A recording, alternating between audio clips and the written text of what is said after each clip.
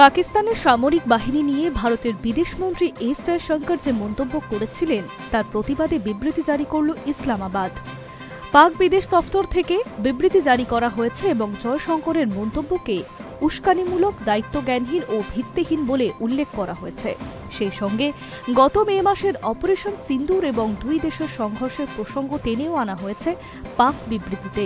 পাক বিদেশ দফতরের মুখপাত্রর দাবি, পাকিস্তান একটি অত্যন্ত দায়িত্বশীল রাষ্ট্র, সামরিক সহ তাদের সমস্ত প্রতিষ্ঠানের দেশের একটি স্তম্ভ।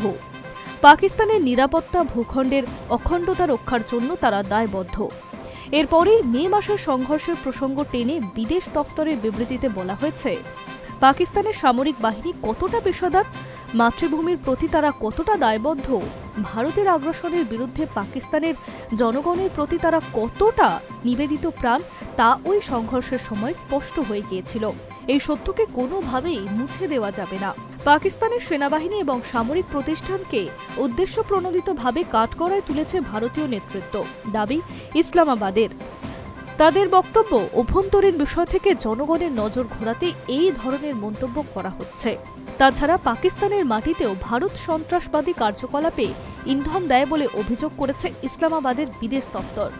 দাবি, সেদিক থেকেও আন্তর্জাতিক মহলে নজর ঘোরাতে চাইছে নয়াদিল্লি। বলা হয়েছে, এই ধরনের উস্কানিমূলক মন্তব্য শান্তি ও স্থিতিশীলতার প্রতি ভারতের অবহেলাকেই প্রকট করছে। পাকিস্তানের দাবি, ভারতের অন্দরে সংখ্যালঘুদের বিরুদ্ধে ধর্মীয় আগ্রাসন চলছে, তা মোকাবিলায় ভারত সরকারকে মনোনিবেশের পরামর্শ দিয়েছে পাক মুখপাত্র। ভারতীয় একটি অনুষ্ঠান থেকে এস জয়শঙ্কর জানান, ভারতের নিরাপত্তা সংক্রান্ত যত সমস্যা রয়েছে তার অধিকাংশের জন্যই পাকিস্তান এবং তাদের সামরিক প্রতিষ্ঠানগুলি দায়ী। পাকিস্তানের সামরিক বাহিনী বিভিন্ন সন্ত্রাসবাদী গোষ্ঠীকে গোপনে সমর্থন ও সাহায্য করে, তার ফলে ভারতের নিরাপত্তা সংকটের মুখে পড়ে।